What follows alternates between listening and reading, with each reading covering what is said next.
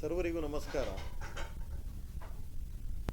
ಕರ್ನಾಟಕ ರಾಜ್ಯದ ಸಮಸ್ತ ಹಾಗೂ ಅಕ್ಷರಸ್ಥ 6.5 ಕೋಟಿ ಜನರಿಗೆ ಹಾಗೂ ಮೈಸೂರು ನಗರ ಜನರಿಗೆ ನಾನು ನನ್ನ ಪರವಾಗಿ ಗೌರಿ ಗಣೇಶ ಹಬ್ಬದ ಶುಭಾಶಯಗಳನ್ನು ಹೇಳುತ್ತಾ,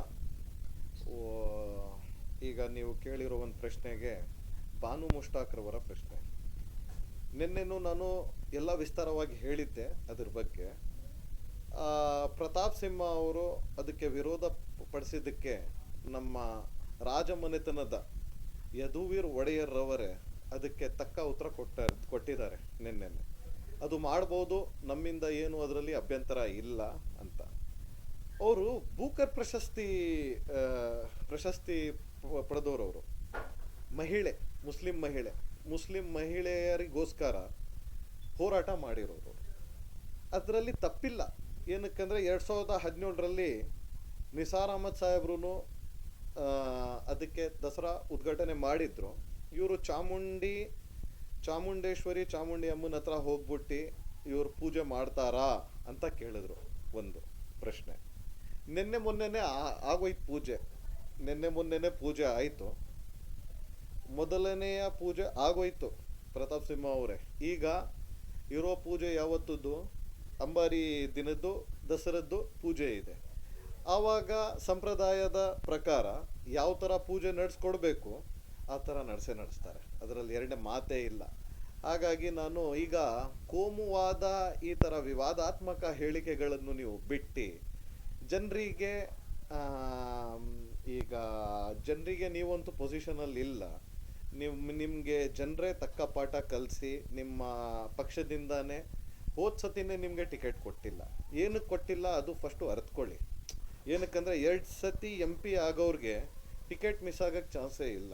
ನಿಮ್ಮ ಸ್ವಲ್ಪ ಧ್ವನಿ ಇದೆಯಲ್ಲ, ನಿಮ್ಮ ಮಾತುಗಳಿದೆಯಲ್ಲ, ಸ್ವಲ್ಪ ನೀವು ಕಮ್ಮಿ ಮಾಡಿ. ಎಲ್ಲರೂ ಒಂದೇ ಅಣ್ಣ ತಮ್ಮಂದಿರಾಗೆ ನಾವು ಬದುಕೊಂಡು ಮೈಸೂರಿನ ಸಮಸ್ತ ಜನರಿಗೆ ಒಂದು ಸಂದೇಶ ಕೊಡಿ.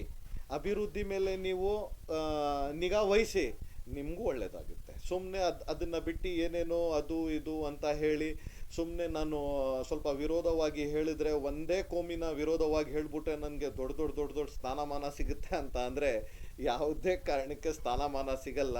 ಹೊರತು ನಿಮ್ಮ ರೆಸ್ಪೆಕ್ಟ್ ಇದೆಯಲ್ಲ ಅದು ಕಮ್ಮಿ ಆಗುತ್ತೆ ಅಂತ ನಾನು ಹೇಳಕ್ಕೆ ಇಷ್ಟಪಡ್ತೇನೆ. ಅದಕ್ಕೆ ಪ್ರತಾಪ್ ಸಿಂಹ ಅವರು ಹಿಂದೂಗಳ ಭಾವನೆಗೆ ಧಕ್ಕೆ ತರ್ತಾ ಇದ್ದಾರೆ ಸರ್. ಅದು ಹೇಳಿರೋದು ಅವರು ಬೆಟ್ಟಕ್ಕೆ, ಚಾಮುಂಡಿ ಬೆಟ್ಟನೇ. ಅಲ್ಲಿ ದೇವತೆ ಇದಾರಲ್ಲ, ಆ ದೇವತೆ ಮುಖ್ಯ. ಚಾಮುಂಡಿ ಇದಾರಲ್ಲ ಅವ್ರ ದೇವತೆ. ಬೆಟ್ಟ ಅದೂ ಬೆಟ್ಟನೇ, ಬೇರೆ ಕಡೆದು ಬೆಟ್ಟನೇ. ಆ ಬೆಟ್ಟಕ್ಕೆ ಏನಕ್ಕೆ ಹೆಸರಾಗಿರೋದು ಗೊತ್ತಾ? ಚಾಮುಂಡಿ ತಾಯಿ ಹೆಸರು ಬಂದಿದ ಮೇಲೆ ಆ ಬೆಟ್ಟಕ್ಕೆ ಒಳ್ಳೇದಾಗಿದ್ದು ಚಾಮುಂಡಿ ಬೆಟ್ಟ ಅಂತ. ಬೇರೆ ಬೆಟ್ಟದ ಮೇಲೇನು ಚಾಮುಂಡಿ ತಾಯಿ ಇರ್ತಿದ್ರೆ ಅದಕ್ಕೂ ಒಂದು ಒಳ್ಳೆ ಸ್ಥಾನಮಾನ ಸಿಗ್ತಾ ಇತ್ತು. ಅವ್ರು ಹೇಳೋದ್ರಲ್ಲಿ ಏನೂ ತಪ್ಪಿಲ್ಲ. ಏನಕ್ಕಂದರೆ ಇವ್ರಿಗೆ ಒಂದೊಂದು ಶವದ ಮೇಲೆ ರಾಜಕಾರಣ ಬೇಕು. ಜಾತಿ ಕೋಮುವಾದ ವಿಷಯದಲ್ಲಿ ಏನಾದರೂ ಒಂದು ಬೇಕು. ಏನಕ್ಕಂದರೆ ಇವ್ರ ಪವರ್ ಇಲ್ಲ. ಏನಕ್ಕಂದರೆ ಈಗ ಇಡೀ ರಾಷ್ಟ್ರ ನೋಡಿರೋ ಮಟ್ಟಕ್ಕೆ ಎಲ್ಲರೂ ನೋಡೋ ವಿಚಾರಗಳು ನೋಡಿದ್ರೆ ಅವರು ಇಡೀ ರಾಷ್ಟ್ರದಲ್ಲಿ BJP ಪಕ್ಷಕ್ಕೆ ಛೀಮಾರಿ ಆಗ್ತವ್ರೆ. ಎಲ್ಲ ಚಿಕ್ಕ ಪುಟ್ ಮಕ್ಳಿಗೂ ಕೇಳಿದ್ರು ಬರೀ ನರೇಂದ್ರ ಮೋದಿ ಅವ್ರ ಫೋಟೋ ನೋಡಿದ ತಕ್ಷಣ ಹೇಳ್ತವ್ರೆ ವೋಟ್ ಚೋರ್ ಅಂತ ಹೇಳ್ತವ್ರೆ. ನಾವೆಲ್ಲ ಹೇಳ್ಕೊಡೋದೇ ಬೇಡ. ಹಾಗಾಗಿ ಅವ್ರಿಗೆ ಸ್ವಲ್ಪ ಮಾನಸಿಕವಾಗಿ ನೋವು ಆಗಿರ್ಬೋದು. ಏನು ಸಿಗ್ತಾ ಇಲ್ವಲ್ಲಪ್ಪ ಅಂತ ನಮ್ಮ DCM DK ಶಿವಕುಮಾರ್ ಸಾಹೇಬರು ಹೇಳಿರೋದು ಬೆಟ್ಟಕ್ಕೋಸ್ಕರ. ಚಾಮುಂಡಿ ಅಮ್ಮ ಚಾಮುಂಡಿ ಬೆಟ್ಟ ಅಂತ, ಅದು ಚಾಮುಂಡಿ ಬೆಟ್ಟ ಅಂತಾನೆ ಎಲ್ರಿಗೂ ಗೊತ್ತಿರೋದು, ಇಡೀ ಪ್ರಪಂಚಕ್ಕೆ ಗೊತ್ತಿರೋದು ಅದೊಂದು. ಸರ್, ಅದೇ ಶೋಭಾ ಕರಂದ್ಲಾಜೆ ಅವ್ರದ್ದು ಸ್ವಲ್ಪ ಹಿಂದಿನ ಹೇಳಿಕೆಗಳು ಸ್ವಲ್ಪ ನೀವು ನೋಡ್ಕೊಬಿಟ್ರೆ ಗೊತ್ತಾಗ್ಬಿಡುತ್ತೆ ಅವ್ರದ್ದು ಮನಸ್ಥಿತಿ ಹೆಂಗೆ, ಯಾವ ಥರ ಅವ್ರು ಮಾತಾಡ್ತಾರಂತ. ಅವರೆಲ್ಲ BJPಯ ಫೈರ್ ಬ್ರ್ಯಾಂಡ್ ಅಂತ. ಅವರು ಒಬ್ಬ BJP ಒಬ್ಬ ನಾಯಕ ಏನಾದರೂ ಒಂದು ವಿರೋಧವಾಗಿ ಹೇಳಿದ್ರೆ ಅವರಲ್ಲೇ ಒಂದು ಪೈಪೋಟಿ. ಏನಕ್ಕಂದರೆ ಇನ್ನೊಬ್ಬ ನಾಯಕರು ಇನ್ನೂ ಒಂದು ಸ್ವಲ್ಪ ಜಾಸ್ತಿ ಹೇಳಬೇಕು, ಏನಕ್ಕಂದರೆ ಅವ್ರಿಗೆ ಒಂದು ಸ್ವಲ್ಪ ಪಾಯಿಂಟ್ಸ್ ಜಾಸ್ತಿ ಸಿಕ್ಕಲಿ ಅಂತ. ಅದು ಹೈಸ್ಕೂಲ್ ಮಕ್ಕಳು ಮಾಡಲ್ವಾ ಸರ್? ಎಸ್ ಎ ರೇಟಿಂಗ್ ಕೊಟ್ಟರೆ ಒಬ್ಬರು ಒಂದು ಶೀಟ್ ಇಸ್ಕೊಂಡ್ರು, ಇನ್ನೊಬ್ರು ಇನ್ನೊಂದು ಶೀಟ್ ಇಸ್ಕೋತಾರೆ, ಇನ್ನೊಂದು ಶೀಟ್ ಇಸ್ಕೋತಾರೆ.